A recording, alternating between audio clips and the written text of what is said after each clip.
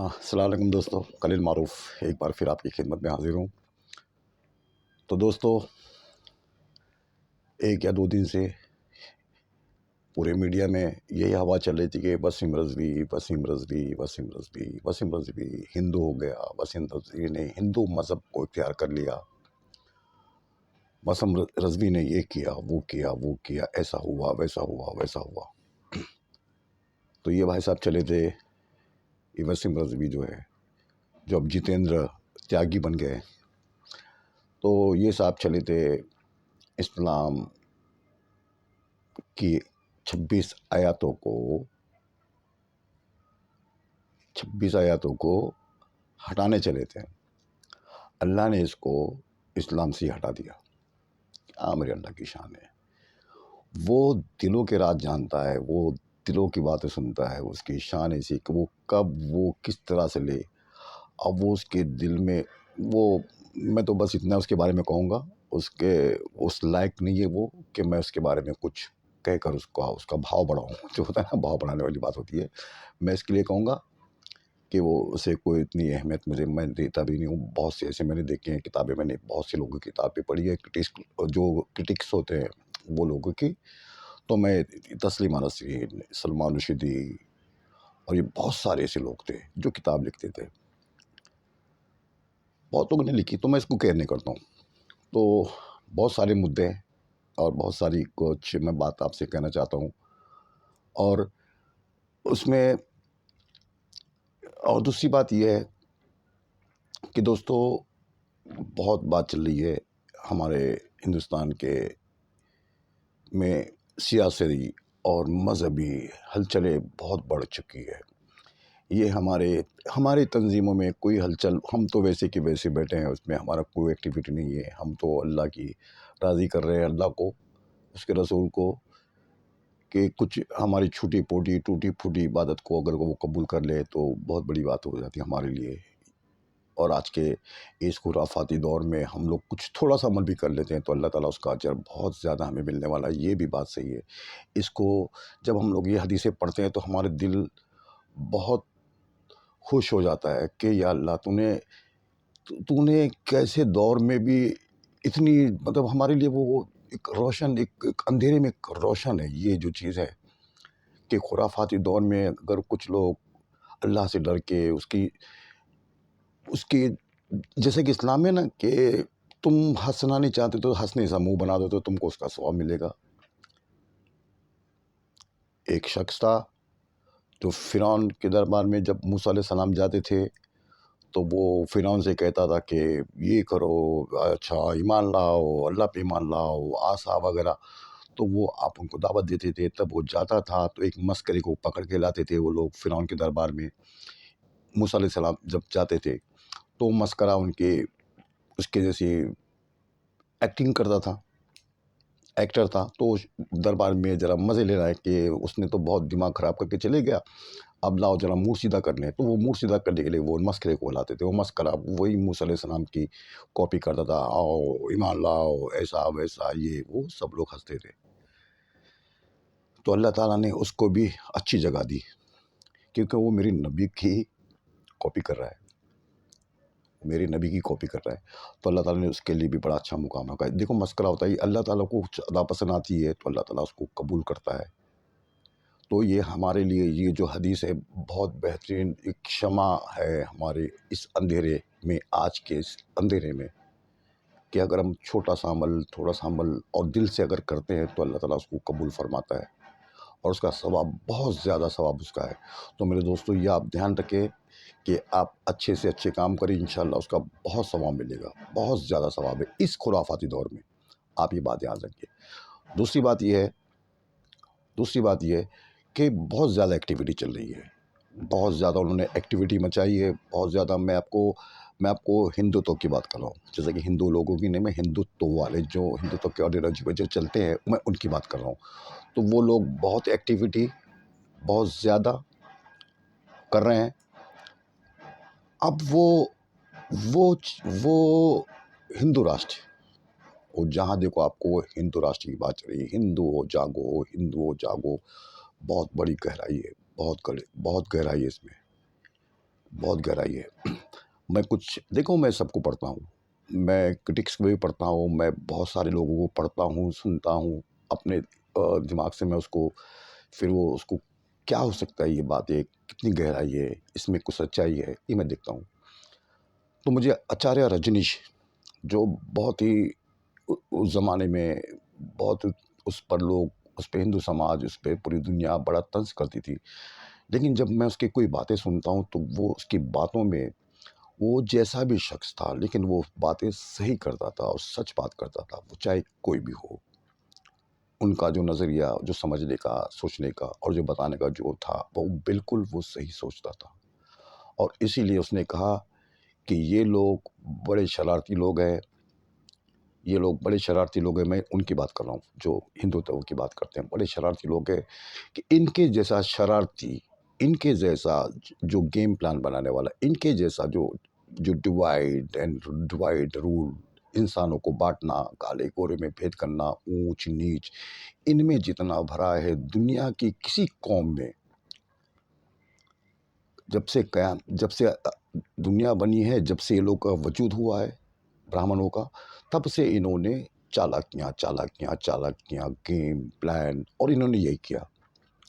और आपके पास हज़ारों साल की तारीख है, ये तो कहते हैं हम बड़े। मैं, देखिए मुझे याद है, मैंने एक कैसेट बनाई थी जिसका नाम था क्या हम लोग कितने पुराने मज़हब, क्या, कौन सा मज़हब पुराना है दुनिया में, क्या हम लोग भी 1400 साल वाले हैं, क्या उससे पहले वाले। मेरी कैसेट है, इंशाल्लाह उसमें ज़रा ऑडियो ज़रा स्लो था, मैं इंशाल्लाह उसको रिपीट करूँगा इंशाल्लाह कल वल। तो सुकून का माहौल है, रात के 2 बजे हैं, शायद 2 से थोड़े ज़्यादा हो गए, 2 सवा 2 बज गए हैं, और मैं कैसेट बनाता हूँ, मेरे बाल बच्चे सो गए, सुकून में है, कोई डिस्टर्ब नहीं होता है। तो जब कुछ डिस्टर्ब नहीं होता है, मूड अच्छा होता है, तो मैं आके बैठ जाता हूँ आपके सामने, आपको कुछ सुना उस समझने के लिए। तो दोस्तों, इन्होंने इतनी अच्छी प्लानिंग करी, इंसानों को बाँटा, इंसानों को बाँटा, शूद्र, क्षत्रिय, वैश्य, ब्राह्मण, और ये शूद्र जो होते हैं, इनको उन्होंने बड़े अच्छी तरह से बाँटा। दुनिया में ऐसी बँटवाई, दुनिया में इंसानों की कहीं नहीं होती है, और ना कहीं हुई है। हाँ, एक अमेरिका में काला-गोरा चलता है, वो वो एक काला-गोरा, एक एक कलर्स के ऊपर। बाकी उनके भी बराबर राइट्स है, जज है, अच्छी लेवल पे हैं, आप जितना पढ़े-लिखे आप ऊपर जा सकते हैं, लेकिन वो थोड़ी-सी कलिश है वहाँ पर, काले-गोरे वाली, वो ब्लैक मैटर वाली जो चलती है वहाँ पर। बाकी इस तरह से, जैसे कि तुम एकदम नीची जात वाले, हम बड़ी ऊँची जात वाले, उनको अपने कलर पे सिर्फ़ फ़क्र है कि हम लोग बड़े गोरे हैं, तो हम लोग बहुत अलग किस्म के लोग हैं, ये काले हैं, तो ये सिर्फ़ ऐसे-वैसे जो भी है, वो उतना। बाकी जितना इन लोगों में भरा है, वो लोगों में नहीं भरा था। तो इसमें इन्होंने इतनी चालाकियाँ से, इतनी इतनी इंसानों को बाँटने की जो उनके पास कला थी, वो रजनीश कहते हैं कि ऐसी कला दुनिया में किसी के पास नहीं है, आज तक भी नहीं है। आज वो कहते हैं कि हिंदुत्व का राज होगा, आइए हिंदू राष्ट्र के लिए काम करें, आइए हिंदू राष्ट्र के लिए काम करें। इसमें कितनी चालाकियाँ हैं। अब ये ब्राह्मण ब्राह्मण होते हैं, उसमें जितने भी ब्राह्मण हैं, जो 3% से 4% ब्राह्मण हैं, उसमें 1% जो ब्राह्मण से भी कम, वो खुराफाती होते हैं, और जो बाकी लोग हैं उनको कोई मतलब नहीं है, उनको कोई किसी से मतलब नहीं है, वो अपना जीते हैं, उनकी जो पद्धति होती है वो लोग करते हैं, लेकिन इन लोग को कोई मतलब नहीं। लेकिन ये जो लोग हैं, उसमें मैंने आपको बताया जिसके पहले वाले कैसेट में, कि 2 पार्ट मैंने किए थे, हिंदू, सनातन और ये। तो दोस्तों, इस पे भी थोड़ा मैं थोड़ा अलग एंगल से भी सोचना पड़ेगा, अलग एंगल से भी सोचना पड़ेगा। मैं आपको हिंदुत्व की बात कर रहा हूँ, हिंदू राष्ट्र की बात कर रहा हूँ। उसको मैं आप उसको थोड़ा-सा हमको थोड़ी कड़ियाँ भी, क्या ये चीज़ ठीक है या नहीं? मैं देखो, मैं जो सोचता हूँ मैं आपके सामने रखता हूँ, और मैं, आप लोग देख लें मेरी बात अगर आपको, तो मैं शुरू ये करता हूँ कि देखिए, गांधी जी ने अगर अंग्रेज़ों से लड़ाई की, बहुत सालों तक लड़ाई की, जेलों में जाना पड़ा हर किसी को। फिर दूसरे आए, उसमें बहुत सारे लोग शामिल हो गए, सुभाष चंद्र बोस हो गए, ये हो गए, वो हो गए, बहुत सारे नाम हैं। वो सब शामिल हो गए, सबका एक ही मकसद था कि आप अंग्रेज़ लोग यहाँ से, हिंदुस्तान से जाइए। अंग्रेज़ गो बैक, सामाइन सामन गो बैक, एक नारा था। वो इसकी एक स्लैट होती थी, सामन गो बैक। वो मैं देखिए ये एक नारा था, लेकिन फिर जब इस पे गौर-व-फ़िक्र होती है तो बात बहुत बढ़ जाती है।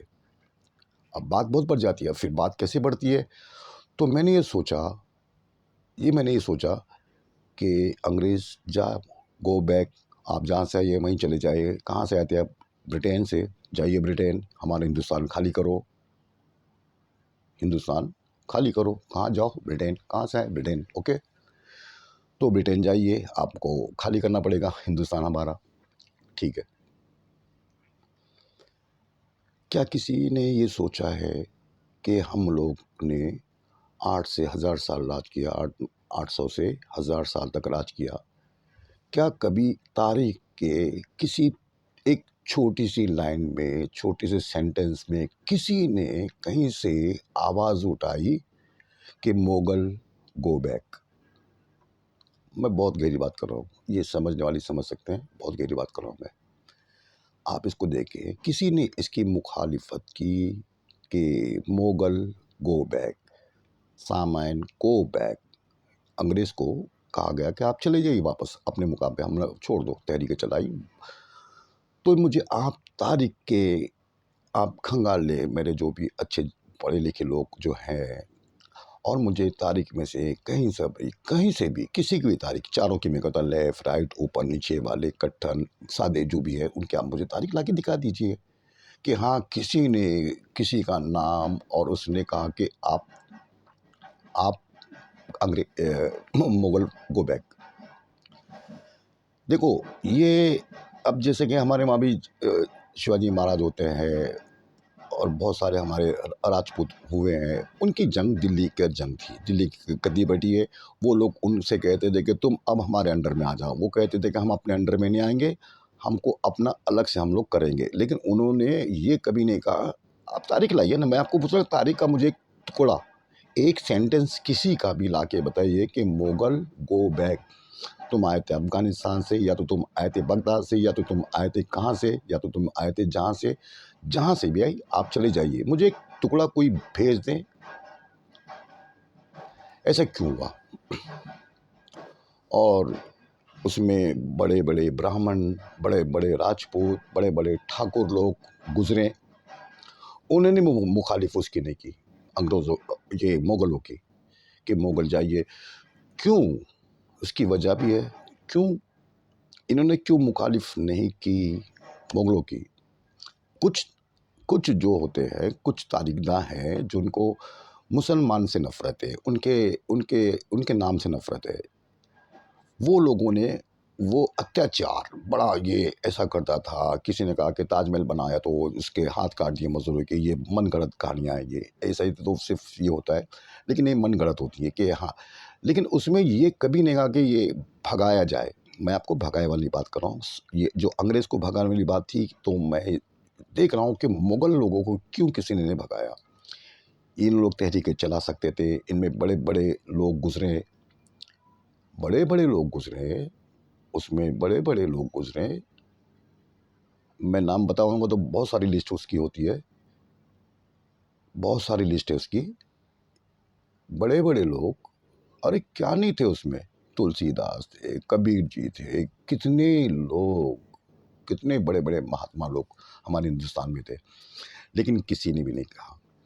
क्योंकि इसकी वजह ये थी क्योंकि उन्होंने जितना भी उन्होंने देखा, इनका जब तक इनकी जो इनके कल्चर में और इनके साथ जो राजा थे, जो महाराजा थे, जो रजवाड़े थे, इनका राज करने का जो सिस्टम था, इनकी जो थी सिस्टम, इनकी सिस्टम अलग थी।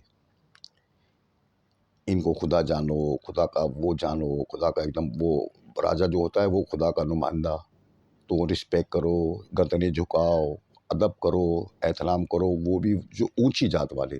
नीची जात वालों का तो कोई नामो-निशान नहीं था। मैंने इसीलिए कहा था एक बार कि जब जब सोमनाथ का मंदिर जब टूट रहा था, तो कहाँ थे लोग? उसको बचाने के लिए क्यों नहीं आए? वो कितनी दूर से आ रहा है, वो 17-18 बार बताते हैं, कोई कितनी बार बताते हैं कि इतनी बार वो हमला करके वो लूटता है, ले जाता है। तो उसको बचाने के लिए क्यों? कोई आगे नहीं आया। यही राजपूत थे, यही बड़े थे, कौन उनको रोक रहा था? कौन इनके हाथ को जंजीरें बाँध के रखा था कि भाई नहीं जाने दो। वो अफ़गानिस्तान से आता है, गुजरात में आता है, सोमनाथ का मंदिर है, वो लूटता है, फिर वो वाया-वाया वहाँ से चले जाता है। कोई प्लेन नहीं, कोई नहीं, वो तो घोड़े पे आना है, ऊँट पे आना है और वो निकल जाता है। तो मुझे समझ में नहीं आता कि क्यों रोके नहीं इसको, रोका क्यों नहीं गया उनको? क्यों रोकने वाले नहीं? तो इसकी वजह ये थी। इसकी वजह क्या थी? इसकी वजह ये थी कि देखो जो जो गरीब तबका था उस ज़माने का, ये पॉलिसी बनती है थिंक। अभी देखो हम भी हिंदुस्तान में रहते हैं। हम तो ये सोच ही नहीं सकते कि मैं प्राइम मिनिस्टर बन जाऊँगा, मैं थिंक टैंकर बन जाऊँगा, मैं कुछ ऐसा बन जाऊँगा, कुछ मैं वैसा बन जाऊँगा। मैं सोच ही नहीं सकता हूँ क्योंकि मेरे पास इतनी वसाइल नहीं है, ना मेरी इतनी पहुँच है, ना मैं इतना पढ़ा लिखा हूँ। जो ऊँचे लोग होते हैं, जो अच्छे घरों में पढ़ते हैं, बलते हैं, पलते हैं और बढ़ते हैं और उनका जो फैमिली बैकग्राउंड होता है, वो हिसाब से उनको काम करना होता है और वो वैसे ही चलता है। तो इन्होंने ब्राह्मण जो थे उस टाइप वाले ब्राह्मण इन्होंने कभी भी और लोगों को क्षत्रियों को कहा बस तुम हमारी हिफाजत करो, तुम जंग लड़ो उनसे जाके। वो उनकी बात मान के उनकी जंग लड़ते थे। वैश्यों को कहा गया तुम इधर ध्यान देना नहीं, नो इधर देखना ही नहीं, तुम अपने धंधे पानी पे ध्यान रखो, पैसा पानी कमाते रहो और हमको टैक्स देते रहो, जो भी है तुम्हारा जो वो तुम्हारा काम सिर्फ पैसा कमाना है। क्षत्रिय को कहा गया सिर्फ तुम्हारा काम है लड़ना, मुल्क के लिए लड़ना और हमारे लिए लड़ना, हमारे हिफाजत करना, ये तुम्हारा धर्म है। और इनको कहा गया शूद्रों को कि तुम हमारी सेवा करते रहोगे, सेवा। तो ये शूद्रों को ये लगा कि हमें क्या फ़र्क पड़ता है, हमें क्या फ़र्क पड़ता है, अकबर हो, अशोका हो या अंग्रेज़ हो, हम तो दबे कुचले, हमारी क्या हालत सीधी होने वाली है, क्या हम लोग सुधरेंगे, क्या हमारी कोई बोनस बढ़ेगा, क्या हमारी पगारें बढ़ेंगी, क्या हमारी लाइफ़स्टाइल एकदम चेंज हो जाएगी जो हज़ारों साल से ऐसा कुछ नहीं होना था। तो उनको कोई मतलब नहीं, अंग्रेज़ों से मतलब नहीं, ना उनको मुगलों से कोई मतलब था, ना उनका अशोका से कोई मतलब था, ना उसके पहले जो भी था उससे मतलब था। उनको किसी से कोई मतलब था।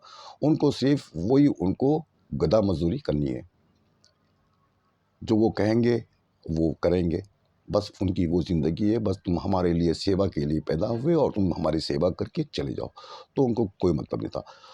तो वो लोग ये जो पंगे होते थे, ये जंगें जो होती थी, वो पंगे में वो लोग पीछे कभी भी नहीं होते, वो उसमें पड़ते थे। ये शूद्र लोग, कभी भी नहीं वो लोग पीछे पड़ते थे कि नहीं भाई ये सब हमारा काम नहीं है। वो क्षत्रिय का वो जो आपने ठेका दे रखा है, वो क्षत्रिय जाके लड़ेंगे। हमको तो जो उठा-पटक करना है, उठाना है, तुम्हारी सेवा करना है, खेत खलिहान देखना है, उसमें जो भी है सब हम लोग करेंगे। उसके अलावा हम लोग कुछ नहीं करेंगे। वो ही हमको करना है। तो जो सिस्टम बना, तो उनको लगता है कि ये सिस्टम और जो हिंदू राष्ट्र है, ये तो कब का बन गया होता। अगर आपकी जो 4 सिस्टम नहीं होती, ये जो ऊँच-नीच का जो आपने बना के रखा है, ये अगर ये नहीं होती, ये कास्ट सिस्टम, तो आप तो कब का विश्व गुरु बन गए होते। आप कब का ही बन गए होते। वो तो बहुत ज़माने हज़ारों साल पहले आप बन चुके होते। आपको दुनिया सलाम करती। आपने अपने दिमागों को खुराफातों में, उसमें लगाकर अपने दिमाग को, आपके पास दिमाग हो सकता है थोड़ा, ये मैं इसको ये नहीं करता हूँ, क्योंकि आपने इतना जब मायाजाल, इतना गहरा मायाजाल आपने बूँधा, किताबों का, मज़हबी किताबों का, उसका एक आचार्य प्रशांत साहब है, आप यूट्यूब पे जाएँ, वो कहते हैं कि क्या तुमने मज़हब की हालत बना दी है। असल चीज़ तो आज मार्केट में नहीं मिलती है। उन्होंने कहा कि जो उपनिषद है, जो वेद है, ऋग्वेद, सामवेद, यजुर्वेद, अथर्ववेद और जो उपनिषद है, ये उपनिषद तो मार्केट में अवेलेबल नहीं है, कहीं नहीं मिलते। आप जाइए दुकान में कि भाई उपनिषद, ये ये छंदोग्या हो गया, ये कट हो गया, ये बहुत सारे उपनिषद है, वो आप मार्केट में आपको नहीं मिलेंगे। बाकी आपको सारी किताबें मिल जाएँगी। आपको रामायण मिल जाएगी, आपको गीता मिल जाएगी, ईज़ी एकदम अवेलेबल है, आप मँगा सकते हो। लेकिन मार्केट के जो बुक स्टॉल होते हैं, उसमें ये किताब नदारद है। तो वो अफ़सोस करते, कहते हैं कि वो असल जो था, वो चीज़ें आज नहीं है। मुझे बड़ा अफ़सोस होता है, बड़ा अफ़सोस होता है। देखो, जब हमें हिंदुस्तान में रहना है, हमको कुछ कुछ करना है अपने लिए, अपने अपने कौम के लिए, अपने मज़हब के लिए, तो हमको इनकी इनके दिमागों को पढ़ना बहुत ज़रूरी है। इनके दिमागों में क्या चलता है उनको समझना बहुत ज़रूरी है, और आपको उनके दिमाग से बात करना बहुत ज़रूरी है, उनके हिसाब से बात करना बहुत ज़रूरी है। ऐसा नहीं कि बस वो हम लोग हमारे दिमाग में एक वो कोई अरब का मंज़र सामने है और हम लोग अरब के जो बैकग्राउंड है उसको लेकर हिंदुस्तान में बात करेंगे। नहीं, अरब का बैकग्राउंड होना चाहिए, लेकिन हिंदुस्तान के हिसाब से। आपको यहाँ के हिसाब से बात करनी पड़ेगी, यहाँ के कल्चर के हिसाब से। अब देखिए, एक बहुत बड़े स्कॉलर मैं कहता हूँ उनको, एक अरुण कुमार गुप्ता साहब हैं। वो ब्राह्मण श्रेणी उसमें ही आते हैं और इतने सख्त ब्राह्मणवाद के खिलाफ है वो, इतने ब्राह्मणवाद के खिलाफ है। उन्होंने कहा कि अम्बेडकरवादी है वो, बहुत बड़े अम्बेडकरवादी हैं, मैं उनकी रिस्पेक्ट करता हूँ, बहुत अच्छे इंसान है वो। लेकिन क्या होता है, उन्होंने कहा कि हाँ देखो, ये ईसाई भी ऐसे, वो इनका तो वो नाम ही नहीं लेते, इनसे तो वो अगर 30 मिनट की वो डिबेट करते हैं तो वो 25 मिनट सिर्फ उन्हीं पे लगाते हैं कि इन्होंने ऐसा किया, उन्होंने ऐसा किया, उन्होंने ऐसा किया, इतना जुल्म किया, ऐसा किया, वैसा किया। तो वो तो है, लेकिन इस्लाम भी हमें बहुत सारे उससे भी प्रॉब्लम है। तो उसने कहा कि भाई क्या प्रॉब्लम है, एंकर जो होता है क्या प्रॉब्लम है बताइए। तो उसने कहा कि नहीं, फिर वो इस्लाम कबूल करते हैं, फिर वो तालिबान जैसे बन जाएंगे, मार काट होगी, तालिबान। उन्होंने इस्लाम को तालिबान से देखा। मुझे भी बड़ा अफ़सोस हुआ कि मौला इतने प्रोफ़ेसर है, इतने बड़े इंसान हैं और आपने इस्लाम की तुलना तालिबान से की। मुझे अफ़सोस हुआ। तो आप इस्लाम को तालिबान से देख रहे हो। देखिए, वहाँ का तालिबान का एक कल्चर है, उसको गन कल्चर बोला जाएगा। आप वेस्टर्न मूवी आप देखते थे पहले, उस ज़माने में वो गन कल्चर था, वो निकालते थे, सामने-सामने ठहरते थे, रिंग बनाते थे। जो पहले बंदूक निकाल के शूट करेगा, वो जीत जाएगा, जो मर गया, वो मर गया। एक गन कल्चर था, तालिबान का एक अलग कल्चर है। आप मुझे मिसाल सऊदी की दीजिए, आप मुझे मिसाल इंडोनेशिया की आप बता दीजिए। देखो, इंडोनेशिया पे बात नहीं करते आप, मलेशिया पे आप नहीं बात करते हो, आप मलेशिया की बात नहीं करते हो। सबसे पहला ठहरने वाला हक की आवाज़ पे जब फ़िलिस्तीन पे बात हो रही थी, मलेशिया ने कहा कि मेरी फ़ौज, हमारे लोग, हमारी हर चीज़ फ़िलिस्तीन के लिए आधी रात को तैयार है। अगर जाना पड़ेगा तो सबसे पहले मलेशिया की फ़ौज आपको फ़िलिस्तीन में आपको नज़र आएगी। आप सिर्फ़ जब हमारी चाहिए ज़रूरत, आप कह देना, आप डिसाइड कर लो कब जाना है, लेकिन सबसे पहले जत्था हमारा वहाँ जाएगा। ये मलेशिया का स्टेटमेंट है। ऑफ़िशियली बात बता रहा हूँ आपको मैं। तो वो देखिए, अब अच्छा उसमें भी ताज्जुब की बात है। उसमें ना उनका वो जुब्बा है, ना उनके कोई तोप है। वो सिर्फ़ पैंट शर्ट पहनते हैं, वो अपने कल्चर में रहते हैं, जो मलेशिया का कल्चर है उसमें रहते हैं। और इतना इतना उनको वो चीज़ें खलती है, चुभती है। देखो, वो अपने कल्चर में रह के बात कर रहे हैं, मलेशिया के कल्चर में, और वो कहते हैं कि सबसे पहले हम लोग जाएँगे। इतना उनको तकलीफ़ होती है, अगर फ़िलिस्तीन के एक बच्चे को भी अगर कोई नाजायज़ मारता है तो वो खौल जाते हैं, उनका खून खौल जाता है और सबसे पहले हम लोग आगे रहेंगे, चाहे हमारे साथ जो भी हो जाए। तो मैं सोचता हूँ कि फिर वो लोग, तो ये अल्लाह ताला ने ये अल्लाह ताला ने कहा ना कि ठीक है, तुम अगर रास्ते में रहोगे ठीक है, नहीं तो मैं दूसरी कौम को लाऊँगा। वो फिर तुम जैसे ना होगे। वो कुरान के अंदर आया था उसकी। आप देखें, आपको सबको पता होगा, मैं जैसे बात कर रहा हूँ। तो मैं ये कह रहा था कि उन्होंने कहा कि भाई ये तालिबान से हमको प्रॉब्लम है, क्योंकि वो मार-खार करते हैं, उनका एक कल्चर है। तो आपको 57 ममालिक में से सिर्फ़ तालिबान दिखता है। आपको अरब नहीं दिखता है, आपको दुबई नहीं दिखता है, आपको कुवैत नहीं दिखता है, आपको यूएई नहीं दिखता है, आपको इंडोनेशिया, मलेशिया, आपको बहुत सारे ऐसे ममालिक हैं जो आपको नहीं, उज़्बेकिस्तान है, अज़रबैजान है, वो जितने भी स्थान हैं, वो जो 9-10 जो बने अभी, वो आपको नहीं दिखते। वहाँ आप जाके देखिए, वहाँ की लाइफ़स्टाइल, वहाँ का मुसलमानों का रहना-सहना, कितने अदब एहतराम। चिचिन्या जाइए आप, वहाँ का देखिए, वहाँ की मिसाल लीजिए। तो आपके दिमाग में कुछ खुराफात है, इसके लिए आपको देखना है, जहाँ खुराफात हो रहे हैं हम इस्लाम को वहाँ से मैच करेंगे। जहाँ अच्छी चीज़ मुझे एक दुबई की एक मैं जो फ़ेसबुक पे देख रहा था, एक दुबई की लड़की है, वो कह रही है कि देखो रात के 2 बजे हैं और मैं दुबई की सड़क पे अकेली जा रही हूँ, रात के 2 बजते हैं और मुझे कोई देखने वाला तक नहीं है और किसकी मजाल हो जो मुझे देख ले। वो कोई केरला की लड़की थी यूट्यूब पे, मैंने उसका स्क्रीनशॉट नहीं लिया, मेरे से गलती हो गई बहुत, तो वो कह रही है। तो ये आपको नहीं दिखता है, ये आपको नहीं दिखता है और ये इस्लाम है। आपको जो नहीं दिख रहा है वो इस्लाम है। आपको वो देखना है। जैसे कि हमारे हिंदुस्तान में ऐसे ही होता है कि देखो ये जहाद, देखो ये, देखो वो, देखो आपस में लड़ रहे हैं। सब लोग ने आपस में लड़ा भाई, को दुनिया में किसने नहीं लड़ा, हर किसी ने आपस में लड़ा। रावण शिव भक्त था, राम के साथ लड़ा, मारा गया।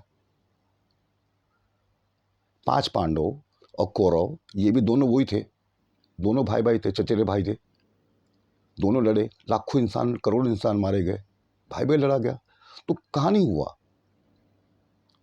कहाँ नहीं हुआ। मैं तो ये 2 बात कर रहा हूँ, ये बड़ी जंगों की बात कर रहा हूँ, छोटे-छोटे से कितने होते हैं, कितने लोगों ने आपस में लड़ा। आपको मैं हिंदुस्तान की मिसाल दे सकता हूँ और कई जगह के किसी को चाहिए तो वो भी आप देख ले। फर्स्ट वर्ल्ड वॉर में किसने लड़ा, क्रिश्चियन को मार रहा है, 6 करोड़, अभी तक इतनी रिकॉर्ड किसी ने नहीं मारा, इतने बेरहमी से।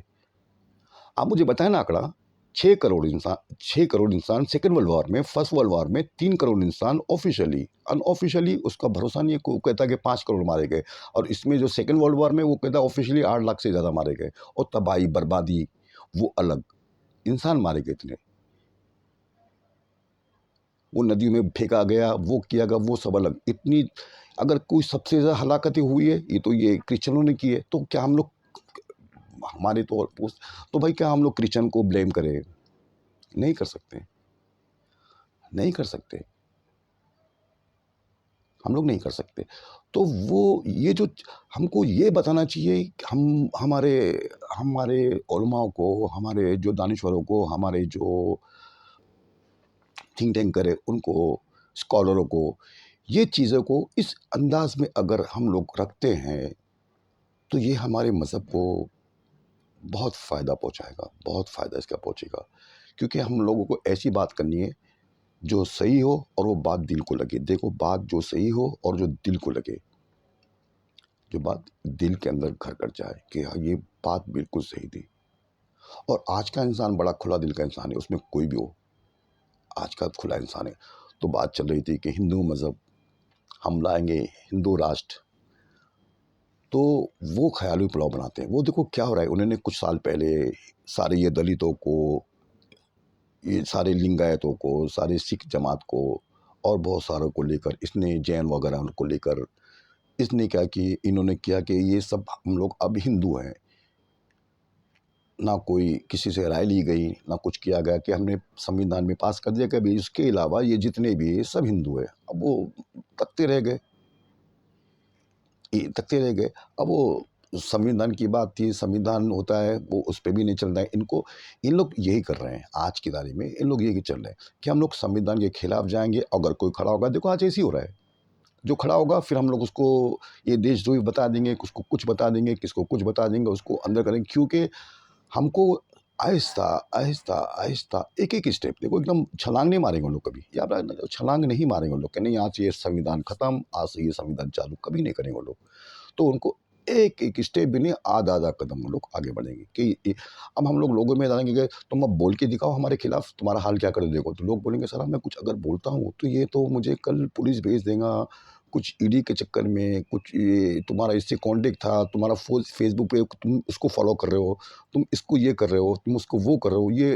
ये लोग ये चीज़ करते हैं ये लोग ये चीज़ करते हैं मैं आपको अंदर की बात बता रहा हूँ, ये सबको बहुत लोगों को पता होगा। ये तो ये लोग इस तरह से लोगों को तो बोलने, तुम बोलो मत, तुम बोलो मत, हमारे हमारे बीच में मत आओ। अगर हमारे बीच में आओगे तो तबाह कर दिए जाओगे। लेकिन यहाँ अड़चन ये है, ये अड़चन सबसे बड़ी है, ये दलित समाज, उनके लिए, उनके लिए दलित समाज बड़ी अड़चन है। तो वो उनका मसला था कि दलितों को हमने हिंदू बना दिया, वो हिंदू अपने आप को कहते नहीं। आज अम्बेडकर जो बुद्ध मज़हब इख्तियार किए, वो लोग अपने आप को हिंदू कहते नहीं कि हम तो हिंदू नहीं है, हम तो अभी वो बुद्ध है। लेकिन इन्होंने बुद्ध को भी मिला दिया कि ये बुद्ध मज़हब वाले भी हिंदू हो गए। अब वो भी अलग बहस है कि ये अवतार 10 अवतार थे, तो फिर वो अलग बहस हो जाती है। इंशाल्लाह कभी उस पे भी बहस हो जाएगी। तो इन्होंने हिंदू राष्ट्र, तो ये इनके सामने बहुत बड़ी दीवार है, ये दलित। वो है हिंदू राष्ट्र के लिए, ये दीवार है दलित। हिंदू राष्ट्र के लिए दीवार है दलित, और संविधान के लिए दीवार है ये मुसलमान, संविधान के खिलाफ। और मैं इसमें ज़रा भी दो राय नहीं है कि इन्होंने मुसलमानों को, इन्होंने कहीं का नहीं छोड़ा, कहीं का नहीं छोड़ा। सियासी हर तरह से इन्होंने मुसलमानों को, उसमें चाहे कांग्रेस हो, चाहे जो भी पार्टियां हो, बीजेपी वगैरह, इन्होंने मुसलमानों को कहीं का नहीं छोड़ा। और वो जानते थे कि इनके, अब वो प्रकाश अम्बेडकर, वो जो बाबा साहब अम्बेडकर के पोते हैं, वो कहते हैं कि अम्बेडकर को अगर कलकत्ता से जीत मिली है तो मुसलमान की बदौलत, मुसलमानों ने उनको गोल्ड मेज तक पहुंचाया। मुसलमान को उन्होंने संविधान की जो जो होती है पार्लियामेंट, उसमें उनको पहुंचाया। अगर वो नहीं पहुंचते तो आज हमारी हालत ऐसी नहीं होती। तो गिव एंड टेक, हमने आपको रिविजन दिया, हमने आपकी लाइफस्टाइल बदल दी, आपको हमने दलित को हर चीज़ में आगे रखा। नौकरियों में इतना आरक्षण आपको मिलना ही मिलना है, एसटी ओबीसी वगैरह ये सबको आरक्षण मिलना ही मिलना है। आपकी लाइफस्टाइल बदल गई, आपका देखो 50 साल में क्या बदल गया, आपको मिला। अब आपको, हमको, हमारा जो हिंदू राष्ट्र होगा उसमें आप जरा भी इंटरफेयर नहीं करोगे। हमने आपको उन्होंने आपको ये दे दिया, अब हम ये करने जा रहे हैं, इसमें आप लोग ज़रा भी हमको दखल नहीं दोगे इसमें। और जो सेकुलर लोग हैं उन पर उन्होंने दबाव डाला। मुसलमानों ने, देखो ये शाहीन बाग का जो था हमारा एनआरसी का, उसमें इतना बेहतरीन वो उन्होंने परफॉर्मेंस दिया। मुसलमानों ने, मुसलमान बच्चियों ने, भाइयों ने, बहनों ने, माओं ने, उनका जो किरदार है, उसका जो किरदार है, उसके किरदार की पूरी दुनिया ने तारीफ की कि क्या किरदार, क्या डिसिप्लिन। ये तो हमको पहली बार मौका मिला हमको इस तरह से बाहर आने का। तो उन्होंने देखा कि, और फिर मैंने आपको किसी ने बताया कि सुप्रीम कोर्ट का जज, उसकी आंखों में आंसू आंसू आ जाते जब हमारी बच्चियां उसके सामने अपने मुद्दे रख रही थी, उसकी आंखों में आंसू आ जाते हैं। सुप्रीम कोर्ट के जो जो एक लेडीज, एक जेंट्स जो आकर वो शाहीन बाग में बात कर रहे हैं उनसे, तो वो मंज़र, वो बहुत दिल दहलाने वाला मंज़र था मेरे लिए कि हमारा एजुकेशन, हम लोग बहुत उसकी कोशिश कर रहे हैं, लेकिन ये लोग हमको उस फील्ड में नहीं है। अभी देखिए शर्जील इमाम होता है, वो बहुत सारे हमारे बच्चे हैं, वो भी अंदर हैं, जैसी कुछ सबूत नहीं, कोई प्रूफ नहीं, लेकिन तुमको दबाओ। फिर वो मेरी हिम्मत नहीं होगी बोलने की कि मैं ऐसा बोल दूंगा फिर मेरे साथ भी ऐसा होगा। तो ये इफेक्ट होना चाहिए कि तुमने कुछ बोला भी नहीं, लेकिन 1 साल अंदर वो जो डॉक्टर थे वो भी अंदर, वो भी अंदर, वो कुछ थे, वो जो बहुत सारी चीज़ें हुई। तो ये इनकी पॉलिसी है। ये लोग 100% संविधान के खिलाफ काम कर रहे हैं, और उनको यही चाहिए कि ऐसे लोग संविधान को भूल जाए और लोगों में डर बैठ जाए। ये गुजरात मॉडल है, जो ये डर लोगों में बैठ जाए। हमारी एक बहन थी, हमारी एक बेटी थी बुमरा की, इश्रत जहाँ, लोग शायद उनका नाम भी भूल गए, मुझे अच्छी तरह याद है उसका नाम। उसके उसके केस को कितनी उन्होंने अच्छी तरह से उसको उसको मिटा दिए, सबूत सारे मिटा दिए। सोहराबुद्दीन के सबूत उन्होंने मिटा दिए। उन पे आँच नहीं आना चाहिए, क्योंकि ये रुकावट उनके लिए हो जाती है आगे, नहीं तो वो उतने बड़े पद पे वो नहीं बैठते। तो एक सबूत मिटाने के लिए कईयों को वो उन्होंने रोन दिया, कईयों को रोन दिया, ये फैक्ट है। तो इन लोग का ये मंशा है। लेकिन हिंदू राष्ट्र, मैंने आपको कहा था, मैंने आपको मेरी किसी मैंने इसमें कहा था, अगर अब भी ना जागे तो शायद ये कभी नहीं हो सकता है, ये कभी बन नहीं सकता है, बन नहीं सकता है। क्योंकि ये ऐसा नहीं है कि ये इस्लामिक राज है। अफगानिस्तान में कोई सेकुलर जमात थी, कोई आ गई धर्म से हो गया, उसके लिए जिगर होता है, उसके लिए साफ, वो उसके लिए वो होता है, उसके लिए वो होता है। ये जो ये वाले हैं ना, ये हिंदुत्व वाले, ये लोग क्या करते हैं, ये लोग कमज़ोरों पे, निहत्तों पे, निहत्ते, कमज़ोर, उन पे वार करते हैं। ये बहादुर से मुकाबला नहीं कर सकते। छुप छुप के कमज़ोरों पे उसकी पूरी प्लानिंग कर कर ये लोग करते हैं। ये मर्दों पे वार नहीं करते। उनको डर लगता है कि हम लोग कभी मारने जाएंगे तो हम खुद नहीं मर जाए, फिर मर। उनको बहुत डर लगता है मौत से। उनको बहुत डर लगता है, तो इसीलिए वो कहते हैं कि हम हमारे पे जो अटैक होने से पहले, मरने से पहले, वो जितने को मारना है मारो, हमारे को बिल्कुल छूट है तुमको, हम पे आँच नहीं आना चाहिए ज़रा भी। उनका एक ऐसा इनका एक टारगेट है। तो ये लोग हिंदू राष्ट्र कर रहे हैं, तो ये दलित और मुसलमान इनके लिए बहुत बड़ी रुकावट है। तो उन्होंने ये गिव एंड टेक कि आपने हम लोग को संविधान के दायरे में रहकर आपको हमने आरक्षण दे दिया, आप देखो आप बड़े बड़े पदों पे हो, बड़ी बड़ी नौकरियां कर रहे हो, लाइफस्टाइल आपकी बदल गई। लेकिन उनकी नज़र में आज भी वो वही है। आज भी वही है। जब तक ये लोग, ये अगर मेरी बात कोई शंकराचार्य वगैरह, तो अगर कोई इनसे तक जाती है तो मैं उनको मशवरा दूंगा। देखो, मैं भी देखना चाहता हूँ ना, मैं भी देखना चाहता हूँ और दुनिया भी देखना चाहती है। हमने बहुत सारे देखे, हमने बहुत कम्युनिस्टों को देखा, हिटलर को देखा, उसको देखा, मुसोलिनी को देखा। आज भी हम लोग बर्मा में देख रहे हैं, हम लोग कहाँ कहाँ देख रहे हैं, बहुत जगह देख रहे हैं। ये कैसा होता है, ये आप देखिए क्या होता है, एक टेस्ट होता है। आप टेस्ट करो ना। आपने कम्युनिस्टों का टेस्ट किया, आपने उसका, हर किसी का आपने टेस्ट किया, चलो ठीक है।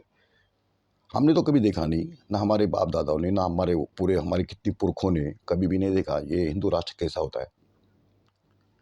तो मैं भी को भी टेस्ट करना है। लेकिन टेस्ट करने के लिए मैं आपको एक मशवरा दूंगा कि तो आपको ये वर्ण व्यवस्था है ना, जो आपको इस एक दिन ये बोलना पड़ेगा कि भाई आज ये जो व्यवस्था थी हमारी किताबों में, इसको हम लोग आज से ख़त्म करते हैं। जैसा, अरे भाई, अगर ये रिजवी ने 26 आयतें सुप्रीम कोर्ट लेके गई थी। अगर कोई भाई, अगर ये वर्ण व्यवस्था होती है, अगर कोई यूएन में जाकर या ह्यूमन राइट्स में अगर आप ये इसको पहुंचा दे कि ये ऐसा होता है, तो इतनी डांट पड़ेगी वहाँ से, इतनी डांट पड़ेगी कि तुम इंसानों के साथ ऐसा सलूक करते हो। इतनी डांट, और वो कितना बेन वगैरह हो जाएंगे, लेकिन कोई करता नहीं है। वो क्या मतलब है, वो एक मैं आपको मिसाल बता रहा हूँ कि देखो, एक तोड़ होता है, एक जोड़ होता है। कि एक तोड़, एक जोड़। तुम कुछ करते हो तो उसका जोड़, देखो हर चीज़ का इलाज है, हर चीज़ का इलाज है। तो ये चीज़ें भी होती है, और ये चीज़ें बहुत लोग नहीं सोचते इसके बारे में। ठीक है, अपने को क्या ये पड़ी है, अपने को, हमको तो सिर्फ, हमको बस इबादत करनी है, अल्लाह को राज़ी करना है, हमको इसमें लग गए। और वो लोग, उन्हें पूरी मैच को मार दिया। आप समझो मेरी बात को, मैं आपको शॉर्ट पे बता रहा हूँ।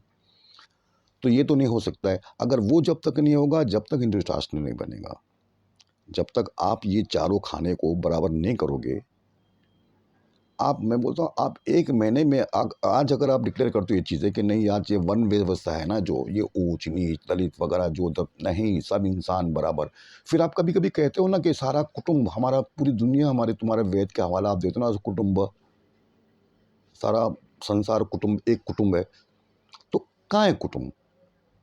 वो तो हमारे साथ बैठ के, तुम्हारे साथ दलित कभी नहीं खा, अभी ने बताओ ना, अपने दलित के साथ बैठ के कोई खाना खाता है? ब्राह्मण, कोई क्षत्रिय, कोई खाना खाता है? कोई करता है? ये तो आप सियासत के लिए, दिखाने के लिए करते हो। लेकिन ऐसा नहीं है। उनके बड़े बड़े वो लोग वो ही कहते हैं, उनके जो बड़े शंकराचार्य जो होते हैं, वो लोग वही कहते हैं कि नहीं, ये तो वर्ण व्यवस्था तो होनी चाहिए, इसके बिना काम ही नहीं चलेगा।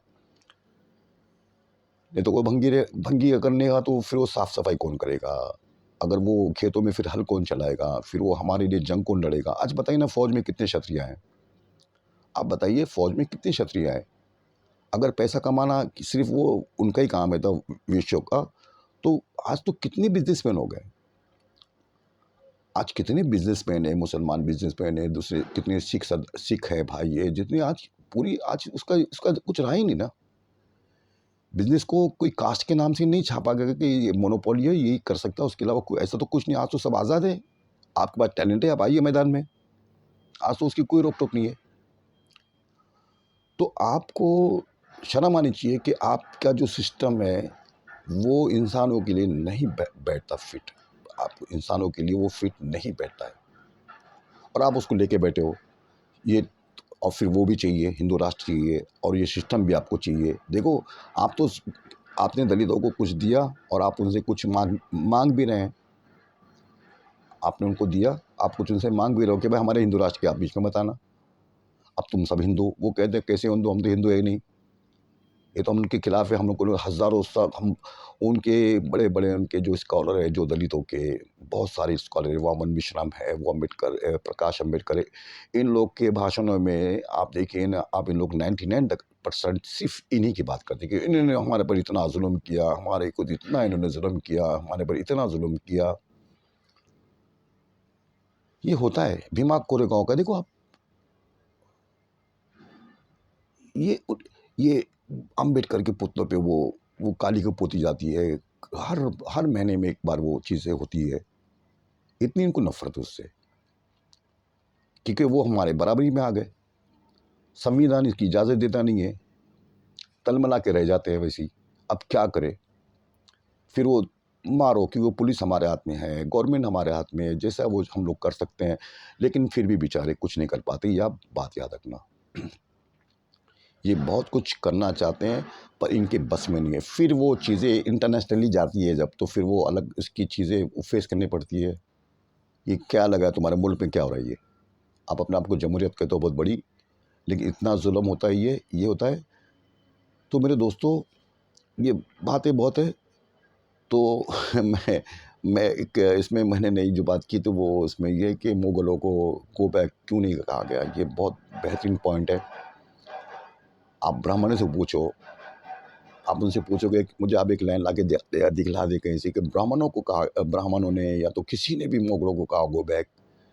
इन्होंने निज़ाम इतनी अच्छी बेहतरीन निज़ाम दिया था, इतना बेहतरीन निज़ाम, इतने बेहतरीन वज़ीफ़े, मंदिरों को, मस्जिदों को, हर किसी को सुकून की लाइफ। तो उनको लगा कि ये जो हमारे जो लोग थे, इन्होंने कभी ये चीज़ें तो दी नहीं। कितना बेहतरीन इनका दिमाग और बेहतरीन इनकी जो है, इनकी जो इसकी तारीफ़ होनी चाहिए। स्पेन में जो हम लोग थे 8 साल, 700 साल जो भी स्पेन में थे, तो वहाँ के ऐसे ही चले गए, वहाँ दावतनामे मिले थे। रॉड्रिक्स जो वहाँ का राजा था, उसने यूरोप में फिर वो जिब्राल्टर से आके अंदर आके उनको मुसलमान को दावत दी कि आप आइए, आप ये हमारे बादशाहों ने हमारे अवाम का बेड़ा गर्क करके लगाएंगे। आप आइए, आपने जो यहाँ जो आप करते हो इस्लाम का जो राज है, आप आके इसको इनको बताओ कि इस्लाम कैसा लोगों को ये करता है, आप बताइए। तो वो लोग गए, समझिए। तारिक बिन ज़ियाद है, इनका जो वाक़या आप देखते हो ना, कश्तियाँ जला दी थी, वही वहाँ से वो दावत-ए-नामी बहुत, उसमें भी आपने पढ़ी होगी ना तारिक बिन ज़ियाद की हिस्ट्री पढ़ी होगी किसी ने, तो आपको पूरा उसमें आपको हिस्ट्री मिल जाएगी कि किस तरह से बुलाया गया, किस तरह से दावत दी गई कि आइए दावत। तो हिंदुस्तान के जो हिंदू थे, जो क्षत्रिय थे, जो दलित थे, उसमें सब जितने भी थे, वो उनके राज में बहुत खुश थे। और मुग़ल बादशाह, आखिरी बादशाह जो मुग़ल था, उनकी तक भी किसी ने मुखालिफ नहीं की कि इनको भी भगाना चाहिए। उनके तो वो मुग़ल बादशाह ने कितनी जो जो आज़ादी की तहरीक चली, तो आपने कितना उसको आपने पैसा दिया, आपने कितनों को सपोर्ट किया कि लो ये पैसा, ये अंग्रेज़ों को यहाँ से भगा दो। वो फिर वो साजिश होती है, वो फिर वो बहुत साजिश उसमें भी हुई है कि चलो ठीक है, ये बेटर है इनसे, बहुत हो गया तुम्हारा 800 साल बहुत हो गया, अब ये हम लोग इनको सपोर्ट करेंगे। फिर वो बहुत हिस्ट्री इंशाल्लाह वो कभी मैं निकालूँगा, ये तो थोड़ा-थोड़ा होना चाहिए। तो वो लोगों ने इनको बहुत अच्छी तरह से उनको हमारी हुकूमत को देखा, तो बेचारों को आज उनको बहुत दुःख होता है कि हमारे पास कोई राष्ट्र नहीं है। इनका 58-60 राष्ट्र है, मुस्लिम राष्ट्र है। एक आधे दिन में वो कहीं जाते हैं, कब्ज़ा कर लेते हैं। आधे दिन में, अभी 2-4 महीने पहले की बात है, आधा दिन मेरे लगा कि साहब मालूम पड़ा सुबह में घुस गए तो सब लोग भाग गए, कोई प्लेन में भाग रहा है, कोई हेलीकॉप्टर में भाग रहा है, सब आधे दिन में वो निज़ाम बदली कर देते हैं। आधे दिन में निज़ाम बदली कर देते हैं।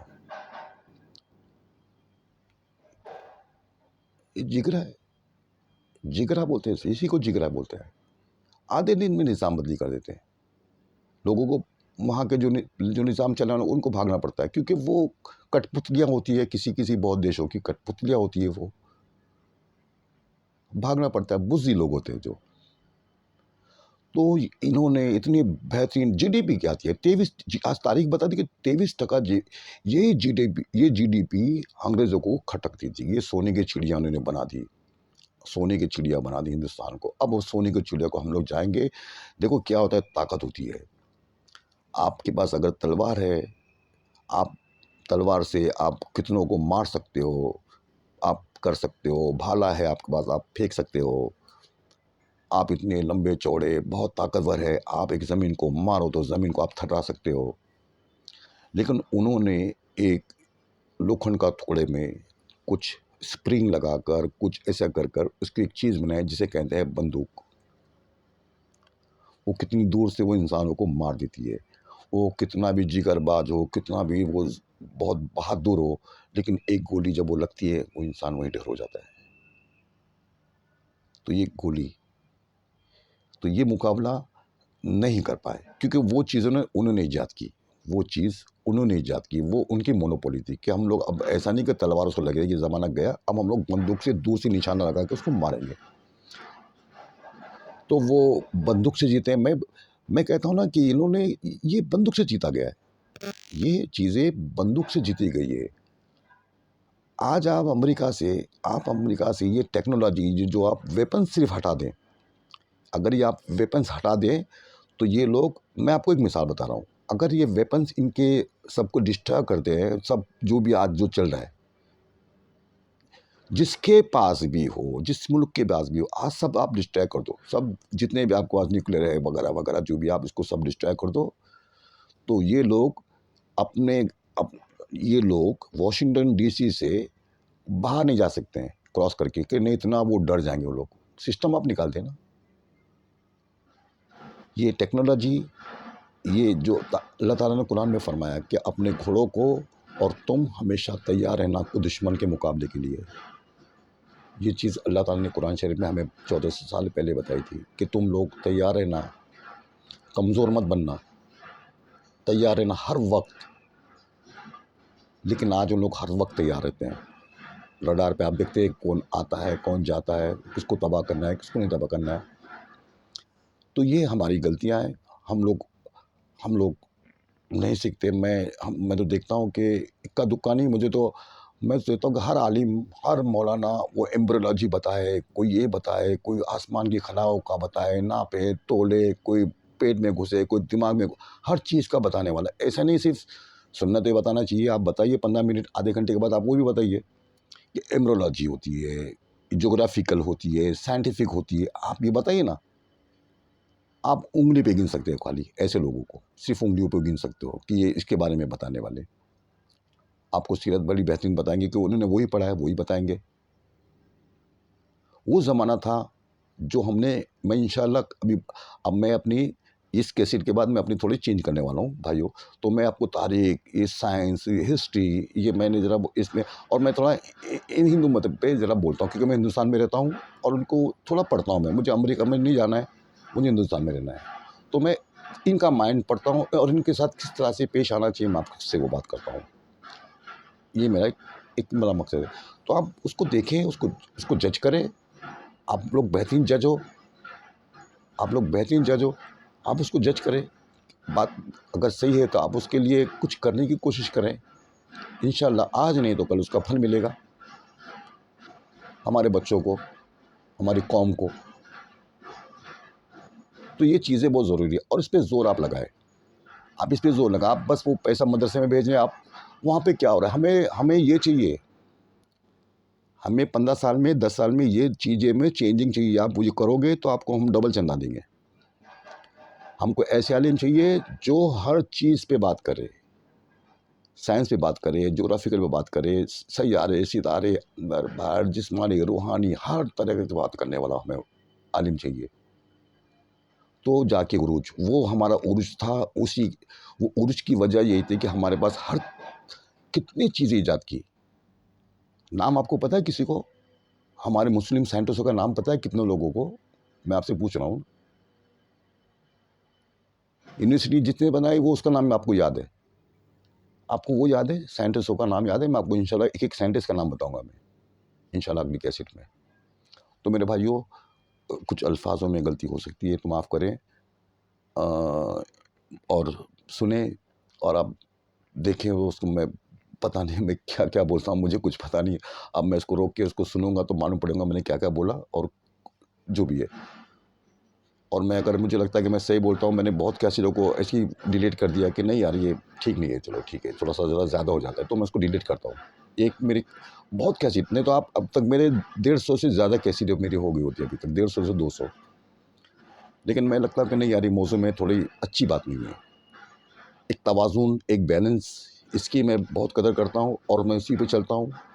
और मैं उस पे क्या लूँ, ज़बान से किसी को तकलीफ़ नहीं होना चाहिए, कड़वी बात होनी चाहिए, जो हमें चाहिए। कड़वी बात करना चाहिए इंसानों को, और सिर्फ़ कड़वी बात सिर्फ़ हमारी कौम के अगर वो इसकी तरफ होनी चाहिए इशारा, कि कड़वी बात में करके हमारे कौम का फ़ायदा नहीं हो रहा है। हमारी कौम का फ़ायदा कर दिया, आपको हम लोग प्यार ही प्यार बाँट देंगे, प्यार ही प्यार मिलेगा आपको। यही मेरा मकसद है। बहुत-बहुत शुक्रिया, अपना ख़्याल रखिए दोस्तों, और इंशाल्लाह अगली बार मैं आपसे और मौज़ू पे बात करूँगा, थोड़ा साइंटिफ़िक। अब ये थोड़ा इसको कम करके 10 थोड़ा कुछ बातें मैं आपको ये ज़रा बहुत अच्छी, जो मेरा जो मकसद था, नई बात, अच्छी बात, और कुछ ऐसे अल्लाह ने मुझे जो भी इसमें जो जिसमें मुझे अल्लाह ने सलाहियत दी है, जो भी हर इंसान में होती है, तो मुझ में अगर कुछ है तो मैं आपके सामने रखने की कोशिश करता हूँ इंशाल्लाह। दुआ कीजिए मेरे लिए। बहुत-बहुत शुक्रिया। अस्सलाम वालेकुम। अपना ख़्याल रखें।